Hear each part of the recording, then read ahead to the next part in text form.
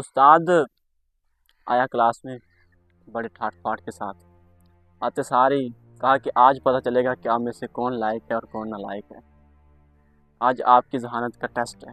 آتے سارے اس نے ڈالر لیا اور وائٹ بورڈ کے اوپر ایک لائن لگا دی اور ساتھ سے بچوں کو کہا کہ آپ میں کوئی ایسا بچہ ہے جو اس لائن کو چھوئے بغیر اس کو چھوٹا کر دے۔ اب جو بچے ہیں وہ پریشان بھی، یہ کیا نیا اصول نکل آیا ہے کہ ٹچ بھی نہیں کرنا اور چھوٹا بھی کرنا ہے۔ جو لائق بچے ہوتے ہیں استاد کی نظر میں، ان کی طرف استاد نے دیکھا بھی، ہاں بھائی any body can shorten this line without touch it, کوئی ہے جو اس کو چھوئے بغیر چھوٹا کر دے۔ وہ بھی ان کے پاس بھی ظاہر کوئی ایسی ترکیب نہیں تھی کہ اس کو چھوئے بغیر چھوٹا کر دیں۔ استاد نے کہا کہ یہ معمہ بھی مجھے خود ہی حل کرنا پڑے گا۔ استاد کھڑا ہوا اور اس پکڑا ڈالر ہاتھ میں اور اس کے اوپر ایک اس سے بڑی لائن لگا دی۔ اب ظاہر جب اس سے اوپر ایک بڑی لائن لگائی تو جو نیچے والی تھی وہ کیا ہوگی، چھوٹی ہوگی۔ تو اس کے ساتھ اس نے ایک اور بات کی، اس نے کہا کہ دیکھو زندگی میں تم دوسرے پر تنقید کیے بغیر، دوسرے کو چھوٹا دکھائے بغیر بھی بڑے ہو سکتے ہو، آگے نکل سکتے ہو۔ یہ اس نے سبق دیا، یہ مثال سمجھائی اس نے۔ ہمارے معاشرے میں اب کیا ہے کہ ہم نے آگے بڑھنے کے لیے یا ترقی حاصل کرنے کے لیے، کامیابی حاصل کرنے کے لیے ایک رستہ نکال لیا ہے، تنقید کا رستہ۔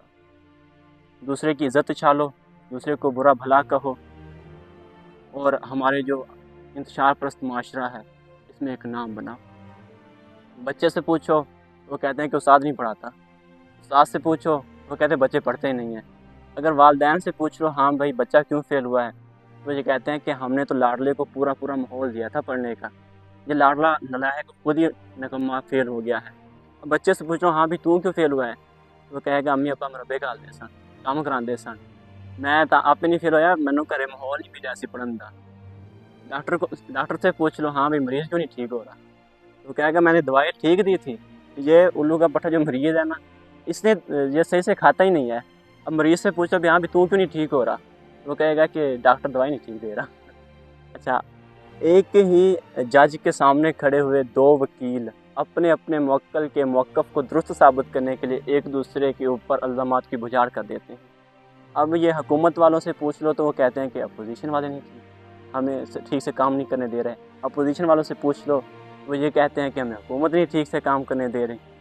ایک مسلک کے لوگ دوسرے مسلک کے لوگوں کو گمراہ ثابت کرنے کے لیے فتوے دیتے ہیں اور خود کو حق پر ثابت کرنے کی کوشش کرتے ہیں۔ دوسروں کو غلط ثابت کرنے کے لیے تو ہم ایک سیکنڈ بھی نہیں لگاتے، اور خود کو ٹھیک ثابت کرنے کے لیے ہم گھنٹوں دلائل دینے کے لیے تیار ہو جاتے ہیں۔